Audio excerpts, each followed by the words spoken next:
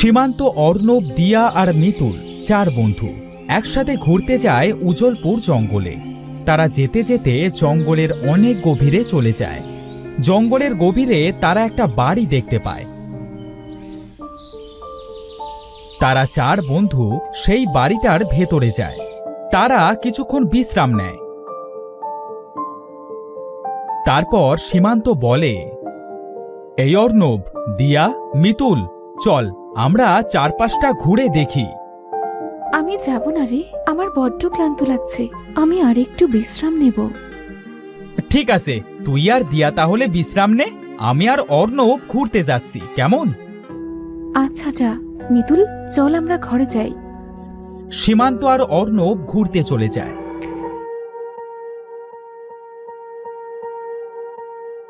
মিতুল আর দিয়া ঘরে এসে ঘুমিয়ে পড়ে।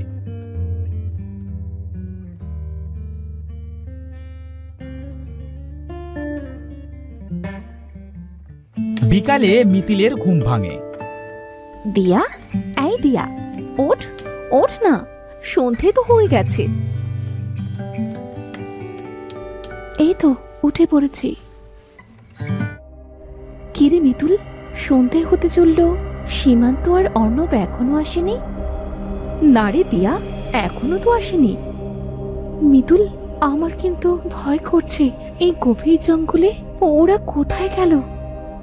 আজ রাতটা কষ্ট করে কাটাই, কাল সকালে দেখব।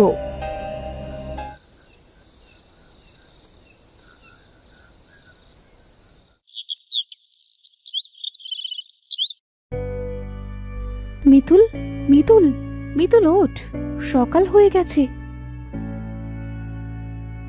সীমান্ত আর অর্ণবকে খুঁজতে যেতে হবে। হ্যাঁ চল, কোথায় যে গেল আমাদের রেখে।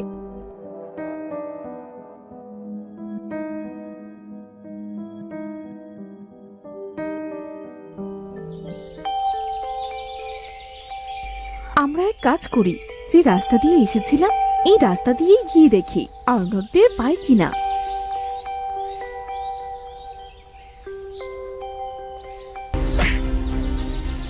উফ, জ্বলে গেল।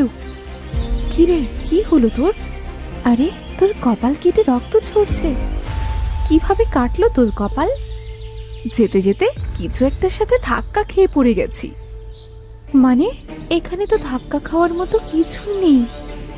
আমার মনে হলো এখানে কোনো দেয়াল আছে যেটাতে আমি ধাক্কা খেয়েছি। এখানে দেয়াল কোথায় পাচ্ছিস?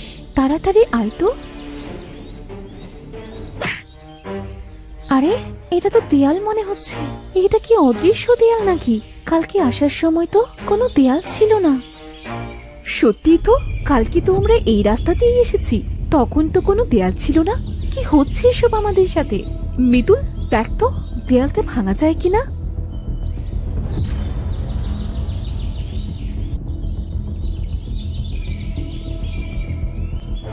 অনেক চেষ্টা তো করলাম, এখন ক্লান্ত হয়ে গেছি। চল আমরা ফিরে যাই।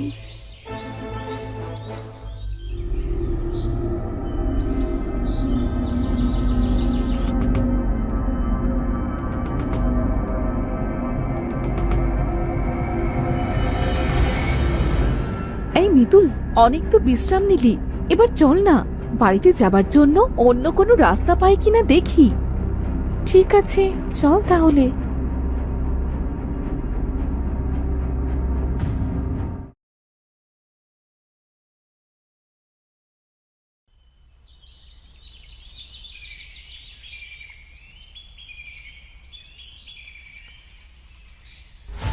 মিতুল, এই দেখ একটা রাস্তা, চল এই রাস্তা দিয়ে বাড়িতে যাওয়া যায় কিনা দেখি।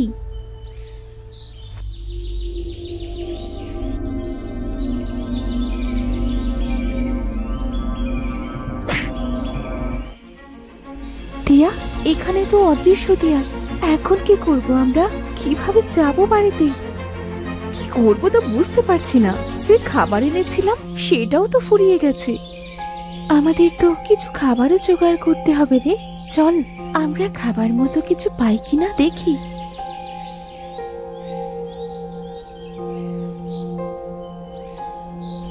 মৃদুল, ওই দেখ দেখ, গরুটা আমাদের দিকেই আসছে, চল ওটাকে আমাদের সাথে নিয়ে যাই।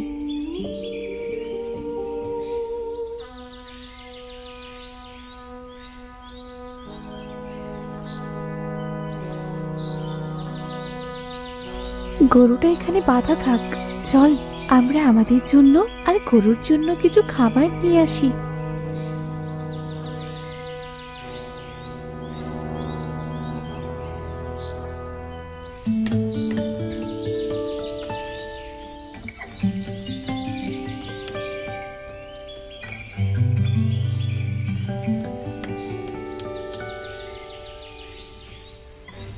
ধন্যবাদ দিয়া মিতুল, আমাকে খাবার দেওয়ার জন্য। তোমরা আমার কাছ থেকে দুধ নিতে পারো। তুমি তো একটা গরু, তুমি কিভাবে কথা বলছো? এটা এক রহস্যময় দুনিয়া, এখানে সব পশু পাখিরা কথা বলতে পারে। কিছুদিন থাকো, তোমরা সব বুঝতে পারবে।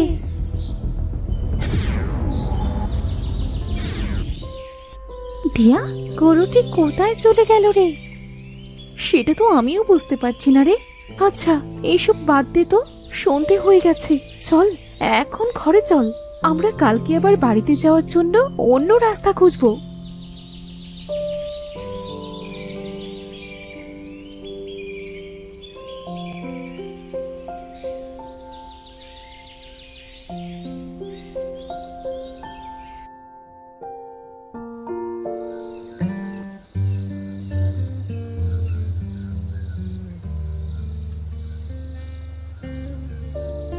সকাল তো হয়ে গেছে, দিয়া ঘুমোচ্ছে।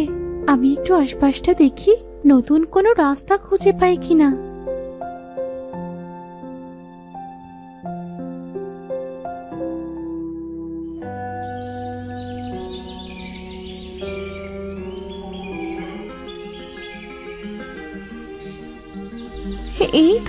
এই তো নতুন রাস্তা, দিয়াকে ডেকে আনি।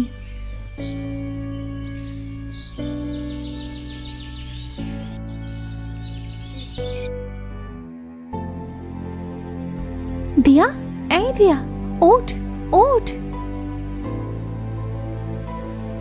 নতুন একটা রাস্তা পেয়েছি রে। চল তো গিয়ে দেখি এই রাস্তা দিয়ে বাড়িতে যেতে পারি কিনা। এখানে আর ভালো লাগছে না, না জানি বাবা মা কত চিন্তা করছে। হ্যাঁ চল যাই।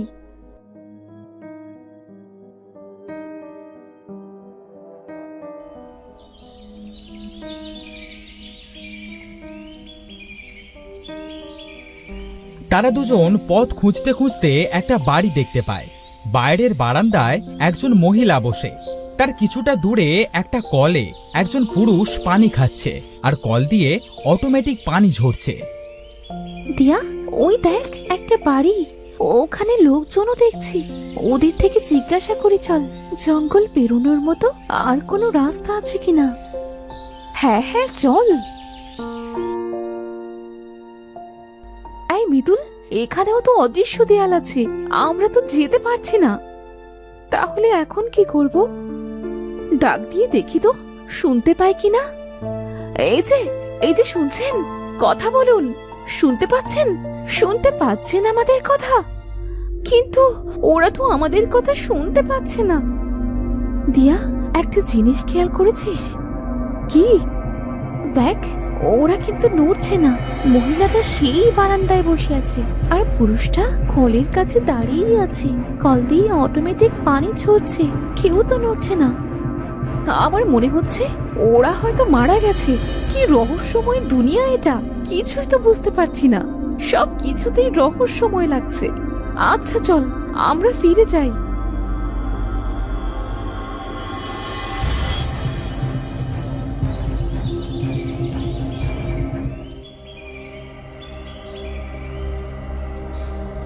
দিয়া, মিতুল, আমার গোড়ায় একটু পানি দাও না। দেখো আমার ডালপালা কেমন শুকিয়ে যাচ্ছে। এ কি, গাছ আবার কথা বলে নাকি? এই দুনিয়াটা এক রহস্যময়, এখানে সবকিছুই কথা বলতে পারে।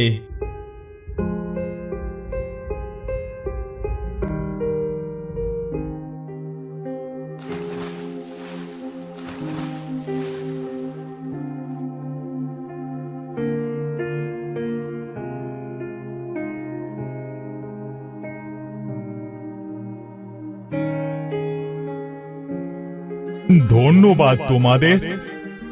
আচ্ছা, তুমি তো এখানে থাকো, বলো না আমরা কিভাবে বাড়ি যেতে পারবো? এখানে যে আমরা আর থাকতে পারছি না।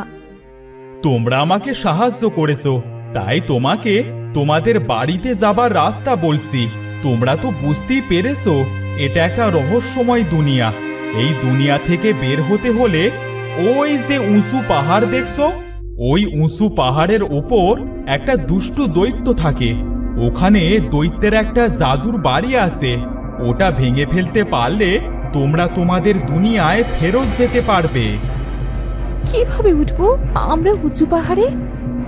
এই রহস্যময় দুনিয়ায় একটা অদ্ভুত রাস্তা আছে। সেই রাস্তা তোমাদেরকে খুঁজে বের করতে হবে। ওই রাস্তা দিয়েই তোমরা পাহাড়ে পৌঁছাতে পারবে। কিভাবে চিনবো আমরা ওই অদ্ভুত রাস্তা? রাস্তার উপর পা দিলে তোমাদের উড়িয়ে নিয়ে যাবে।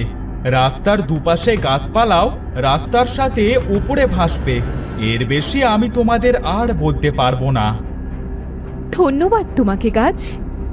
চল দিয়া, সময় নষ্ট না করে আমরা এখনই অদ্ভুত রাস্তাটা খুঁজে বের করি।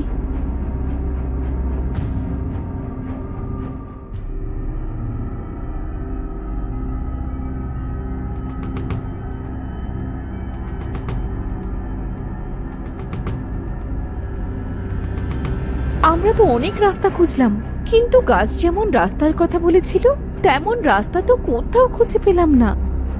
দিয়া, ওখানে অনেক বন জঙ্গল, চল তো ওখানে যেয়ে দেখি। ঘন বন জঙ্গলের ভেতরে যদি কিছু থাকে? কিচ্ছু হবে না রে, চল তো। তারা সেখানে যেই পা দেয় তখন সেই রাস্তা তাদের অনেক উঁচুতে নিয়ে যায় আর আকাশে ভাসতে থাকে। গাছগুলো তাদের সাথে ওপরে ভাসে। আরে আরে, পড়ে গেলাম তো। আমরা অদ্ভুত রাস্তা পেয়ে গেছি। হয়তো অদ্ভুত রাস্তায় আমাদের আকাশে ভাসিয়ে নিয়ে যাচ্ছে। ভয় পাস না দিয়া।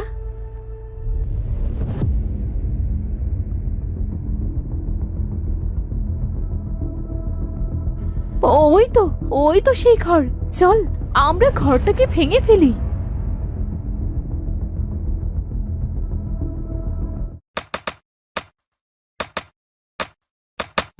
তোদের এত বড় সাহস, আমার ঘরে হাত দিস?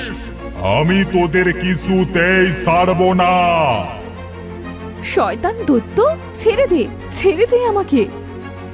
দিয়া এটা বলতে থাকে।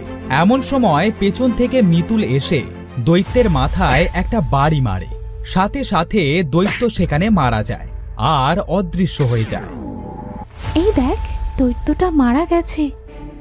এবার আমরা এই জাদুর ঘরটা ভেঙে ফেলি। এই রহস্যময় দুনিয়ায় আর থাকতে পারছি না, খুব কষ্ট হচ্ছে।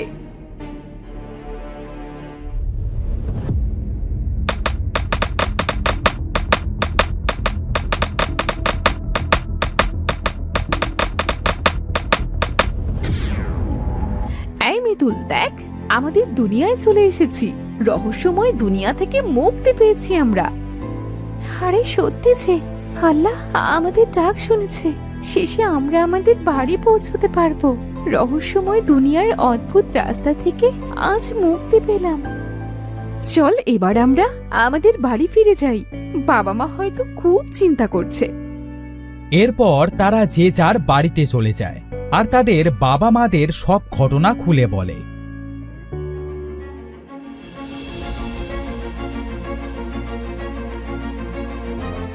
সব শুনে তাদের বাবা মা অনেক কান্না করে।